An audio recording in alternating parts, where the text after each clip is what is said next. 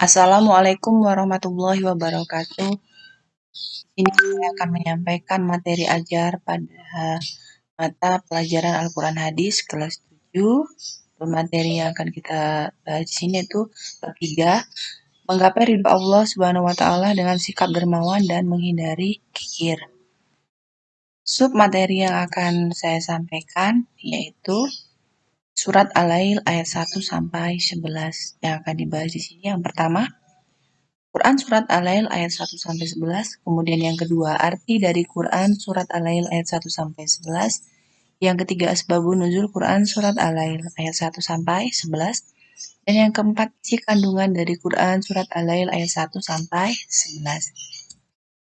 Adapun tujuan pembelajaran pada materi kali ini, setelah melakukan kegiatan pembelajaran, peserta didik diharapkan dapat menyebutkan isi kandungan dari Quran Surat Al-Lail ayat 1-11. Kemudian yang kedua, peserta didik dapat menjelaskan isi kandungan dari Quran Surat Al-Lail ayat 1-11. Kemudian yang ketiga, peserta didik dapat menentukan isi kandungan dari Quran Surat Al-Lail ayat 1-11. Dan yang sekarang kita masuk ke materi yang pertama, yaitu Quran Surat Al-Lail ayat 1-11. Inilah videonya. Bismillahirrahmanirrahim. وَاللَّيْلِ إِذَا يَغْشَى وَالنَّهَارِ إِذَا تَجَلَّى وَمَا خَلَقَ الذَّكَرَ وَالْأُنثَى إِنَّ سَعْيَكُمْ لَشَتَّى فَأَمَّا مَنْ أَعْطَى وَاتَّقَى وَصَدَّقَ بِالْحُسْنَى فسنيسره لليسرى وأما من بخل واستغنى وكذب بالحسنى فسنيسره للعسرى وما يغني عنه ماله إذا تردى. Sadaqallahul azim, guys. Surat Al-Lail ayat 1-11. Kemudian kita masuk ke materi yang kedua, yaitu arti dari surat Al-Lail ayat 1-11. Yang pertama, surat ayat pertamanya yang berarti demi malam apabila menutupi cahaya siang. Kemudian ayat yang kedua, dan siang apabila terang benderang. Yang ketiga, dan penciptaan laki-laki dan perempuan. Ayat yang keempat, sesungguhnya usaha kamu memang berbeda-beda. Ayat yang kelima, adapun orang yang memberikan hartanya di jalan Allah dan bertakwa. Ayat yang keenam, dan membenarkan adanya pahala yang terbaik atau surga. Yang ketujuh, maka kelak kami akan menyiapkan baginya jalan yang mudah. Kemudian ayat yang kedelapan, dan adapun orang-orang yang bakhil dan merasa dirinya cukup. Ayat yang ke-9, serta mendustakan pahala yang terbaik. Ayat yang ke-10, maka kelak kami akan menyiapkan baginya jalan yang sukar dan harta yang tidak bermanfaat baginya apabila ia telah binasa. Kemudian arti sudah kita jelaskan, sekarang kita masuk ke mufrodat. Mufrodat pada Al-Lail ayat 1-11. Mufrodat pada ayat 1 yaitu wal-laili, demi malam, idza yaghza, apabila menutupi cahaya siang. Pada ayat kedua, wan nahari, demi siang, idza tajalla, apabila terang benderang. Kemudian pada ayat ketiga, wa ma khalaqa, demi penciptaan, az-zakar, laki-laki, wal unsa, dan perempuan.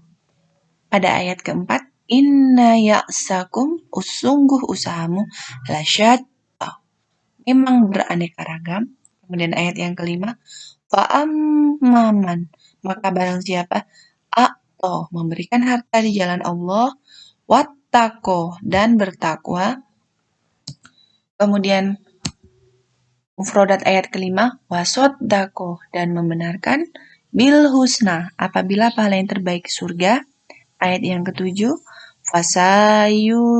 fasanu yassiru, maka akan kami mudahkan baginya jalan, lil yusro, menuju kemudahan atau kebahagiaan. Pada ayat ke-8, mufrodatnya, wa amman, dan adapun orang yang bakhila, kikir, wastaghna, dan merasa dirinya cukup, atau tidak perlu Allah.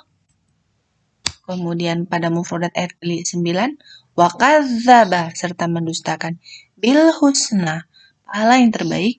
Ayat ke-10, fasanu yashiru, maka akan kami mudahkan baginya jalan lil unsro, menuju kesukaran atau kesengsaraan. Mufradat ayat ke-11, wa ma yughni, dan tidak bermanfaat anhu baginya maluhu, hartanya itu idza taroddah, apabila ia telah binasa. Kemudian asbabun nuzul dari Quran surat Al-Lail ayat 1 sampai 11 ini yaitu surat Al-Lail diturunkan oleh Allah Subhanahu wa taala berkenaan dengan seseorang yang merasa dirinya cukup dan tidak memerlukan pertolongan Allah Subhanahu wa taala. Di mana dalam riwayat Ibu Yatim menceritakan bahwa intinya ada seorang pemilik kurma memiliki pohon kurma yang mayangnya itu sampai menjulur ke rumah tetangga di sebelahnya. Dan ketika kurma itu dimakan, dia pun memintanya. Akhirnya si fakir tadi pun menceritakan kepada Rasulullah, dan Rasulullah pun berjanji akan menyelesaikan masalah ini.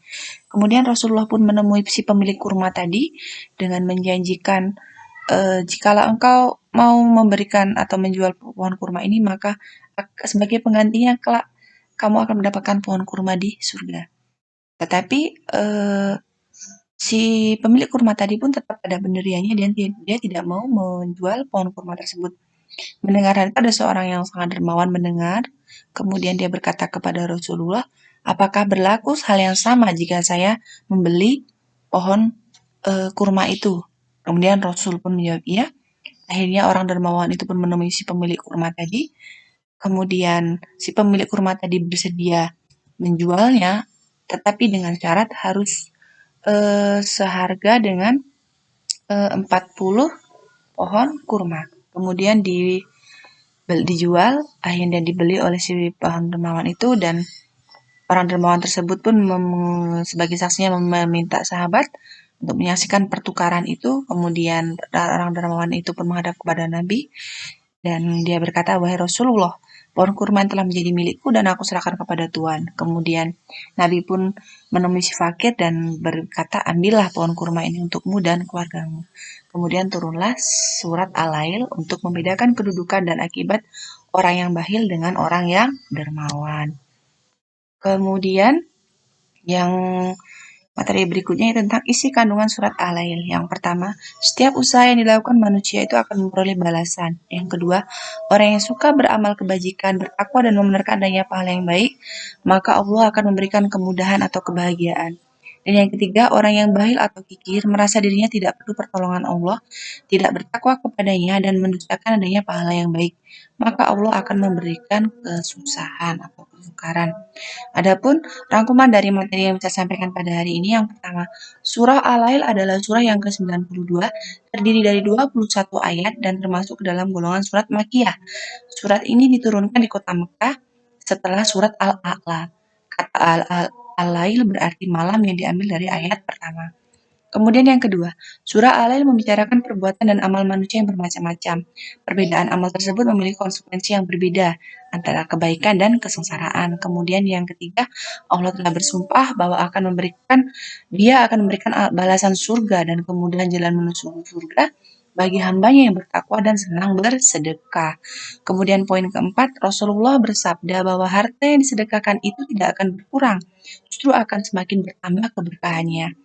Isi kandungan dari surat Al-Lail yaitu setiap usaha yang dilakukan manusia akan mendapatkan balasan. Kemudian yang kedua, orang yang suka beramal kebaikan, bertakwa dan menerka adanya pahala yang baik, maka Allah akan memberikan kemudahan atau kebahagiaan. Dan yang ketiga, orang yang bakhil atau kikir merasa dirinya tidak perlu pertolongan Allah, tidak bertakwa kepadanya dan mendustakan adanya pahala yang baik, maka Allah pun akan memberikan kesukaran. Baiklah, itulah materi ajar yang bisa saya sampaikan pada pertemuan hari ini. Kesimpulannya, surat Al-Lail itu menjelaskan dalam surat Al-Lail itu menjelaskan antara perbuatan baik dan tidak baik dan segala sesuatu ada konsekuensinya. Dan perlu kita garis bawahi di sini bahwa seorang yang bakhil itu bukan tidak selalu harus bakhil dalam harta, tapi dalam hal ilmu pun kita juga tidak boleh